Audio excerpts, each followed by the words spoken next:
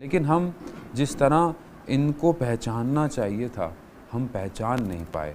उसकी वजह यही है कि हम अपनी ज़िंदगी में खो गए हैं, हम अपनी ज़िंदगी में मगन हो गए हैं। मगर फिर भी ये अयाम शहादत के, विलादत के आकर हमें दोबारा ये याद दहानी कराते हैं कि हम इन हस्तियों के बारे में जाने पहचानें। इसलिए ख़ुद रिवायतों में आया कि अपनी मजलिसों को हमारे ज़िक्र से ज़ीनत बख्शो, क्योंकि तुम्हारी मजलिसों में जब हमारा ज़िक्र होगा तो ख़ुद ब खुद वो मजलिसें अर्श वालों के लिए भी मुतक़र्रिज़ हो जाएंगी, यानी अर्श वाले भी तुम्हारी ही मजलिसों को देखेंगे। क्यों? क्योंकि तुम अपनी मजलिसों में हमारा ज़िक्र कर रहे हो। हम कौन हैं? ये कौन हैं हस्तियाँ? ये कैसी हस्तियाँ हैं? इन हस्तियों क्या है? और ज़ाहिर शब कदर की भी आज ताक़रातों में पहली रात है और ज़रबत शहादत भी जो है वो इमाम की आज की रात है। तो आज की रात बहुत अहमियत की हामिल है, यानी हम गुरूब से इसको अगर हम अपने ध्यान में रखें। हमारे यहाँ अमूमन क्या होता है, शब कदर को जो हम लोगों के रूटीन है कि भाई मजलिस में अमाल कब होंगे तो हम, और फिर थोड़ा 100 रकातें थोड़ी 50 या 60 हो जाएं तो हम आखिर में जाके पहुँचें ताकि थोड़ा आखिर में रहें, दुआएं करें। तो हमारा एक रूटीन है कि क्या कब कैसे होगा, जबकि शब कदर गुरूब के साथ शुरू हो जाती है।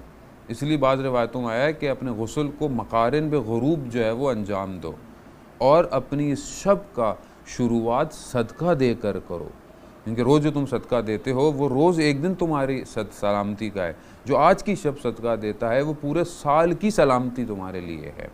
तो ये जो ज़ाहिर शब कदर, इसकी अपनी एक अहमियत है। नुज़ूल कुरान है, कुरान की मुख्तलिफ़ आयतें जो हैं उस पर दलालत करती हैं कि शब कदर में परवरदिगार ने कुरान को जो है वो नाजिल किया।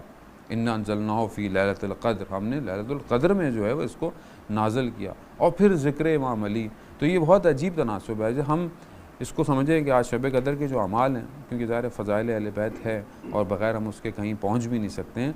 आप ये सोचें कि जब हम शब कदर के अमाल करते हैं, और ख़ास तौर पे जो एक अमल है जो सिर्फ़ शब कदर में किया जाता है और किसी शब के अंदर नहीं है, वो कुरान के अमाल हैं।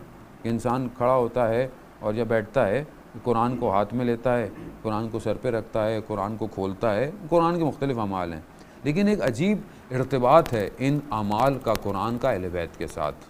देखें क्या है कि आपके सर पर कुरान होता है और आप क्या कहते हैं, बिका या अल्लाह, बिका या मोहम्मद, बिका या अली। यानी एक हाथ में कुरान है और एक ज़बान से ज़िक्र है। ये क्या है कि ये कदर की रात पे अगर तुम चाहते हो कि तुम्हारी तकदीरें लिखी जाएं तो तुमने कुरान को और अहले बैत को दोनों को थामना है, तो ही तुम हौज़े कौसर तक, रसूल खुदा तक पहुँचोगे।